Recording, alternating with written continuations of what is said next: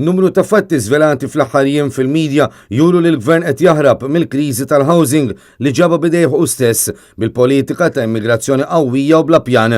Minnaħa l-oħra, in-nies iridu soċjetà li jimpurta u mhux li jibqgħu inkwetati bl-aħbarijiet li qed joħorġu.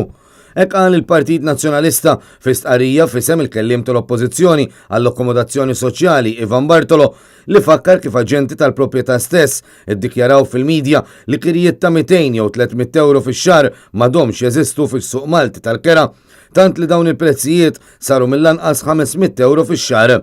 Il-Partit Nazzjonalista fakkar fl-aħbarijiet ripetuti ta' persuni Maltin u barranin li jorqdu barra minn dar fissa u kif nofs il-persuni alloġġati mill-organizzazzjonijiet li għatu ken lil dawk bla dar huma immigranti.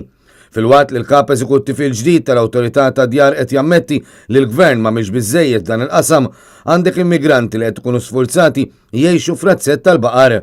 Il-Partit Nazzjonalista kompla li dawn l-aħbarijiet u fatti jkomplu juru li l-Gvern ħoloq kriżi fil-qasam tal-housing.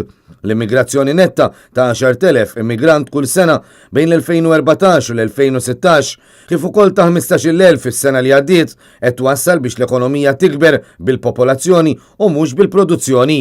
Madankollu il-Gvern mhux jippjana fit-tul għall-effett li l-immigrazzjoni qawwija qed tħalli fuq il-pagi tal-ħaddiema Maltin, fuq it-traffiku, fuq l-infrastruttura, fuq il-prezzijiet, fuq il-kirijiet u fuq l-ambjent fost l-oħrajn.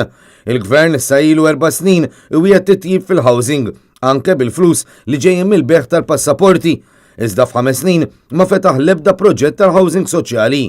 Il-Partit Nazzjonalista appella lill-Gvern Laburista biex jibda jindirizza l-problemi li ħoloqu stess bil-politika tiegħu ta' immigrazzjoni qawwija fuq il-Maltin u l-Awċin li jikru.